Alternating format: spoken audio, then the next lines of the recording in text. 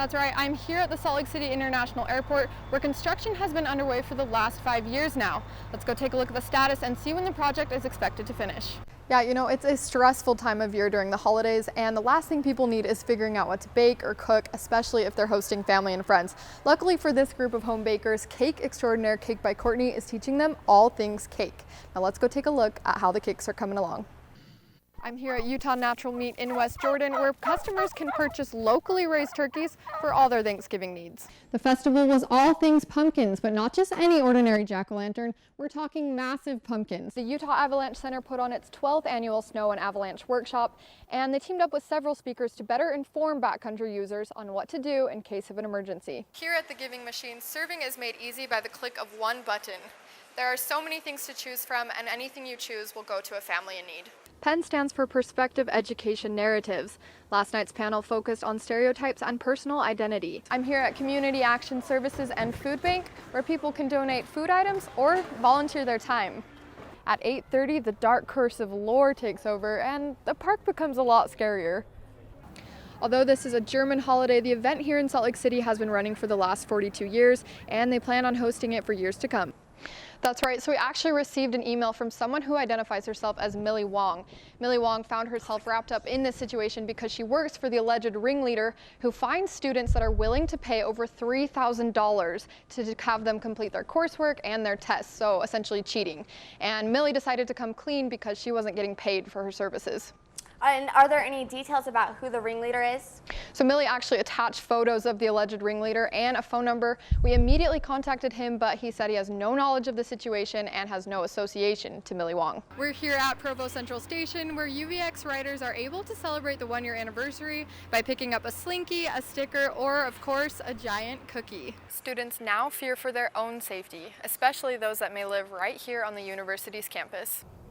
I'm here at the University of Utah, where officials recently announced their plans to assemble a threat assessment team. Now what this means is a small group of decision makers will act and respond to a threat that comes in as soon as possible. The University of Utah is taking extra safety measures to respond to threats and safety concerns on campus. Every level from the president on down is committed to this. The threat assessment team is in its early stages, but it's an idea that's been in progress over the last year. Why that is?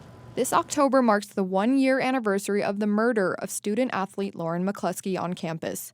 Many students and community members were disappointed in how the university police handled the situation. I think the evidence that came out was fairly eye-opening, and it seems like there were definitely a lot of steps that could have been taken to avoid the incident. Because of this tragedy, the university is doing everything they can to ensure safety. After the murder of Lauren last year, there was an external review committee that President Watkins organized to look at campus and how we can make it safe.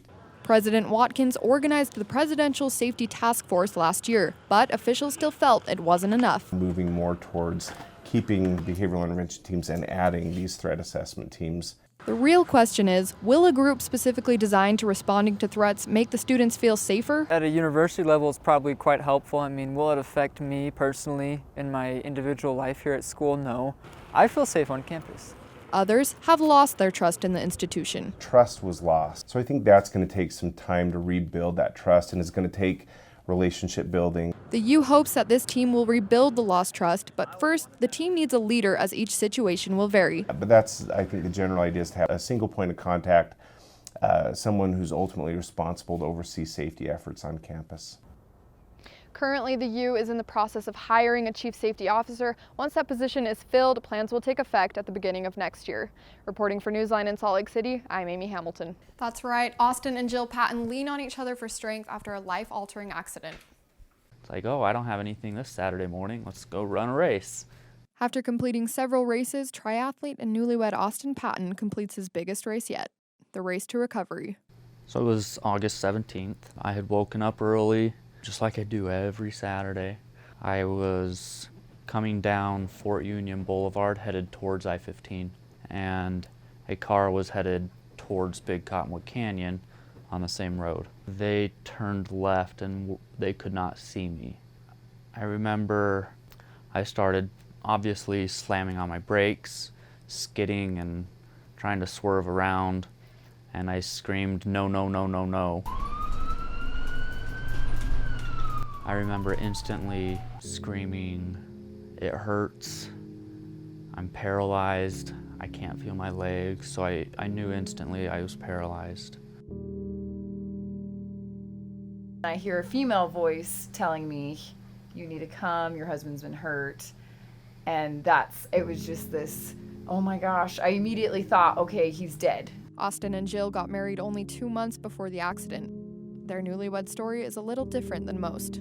I've done a half Ironman, and that's a brutal race. The training that I did for that translates perfectly to this. Every other day, I have some sort of therapy for at least 3 hours. The total 3 hours, and each of those 4 workouts feels like a marathon. But you gotta keep going. Just keep putting one foot in front of the other. Now I can't move my feet, but just keep lifting one more time. Just keep rolling one more time. This experience has definitely strengthened us because we have to fight to communicate, and we have to continue to try to understand where each other is at. When she gets here, all I want to do is give her a hug. It's the part of my day that I look forward to the most, is when she shows up. I just want to give her a hug, and every time I start to cry. At some point, I have to start training again, training for a full Ironman this time.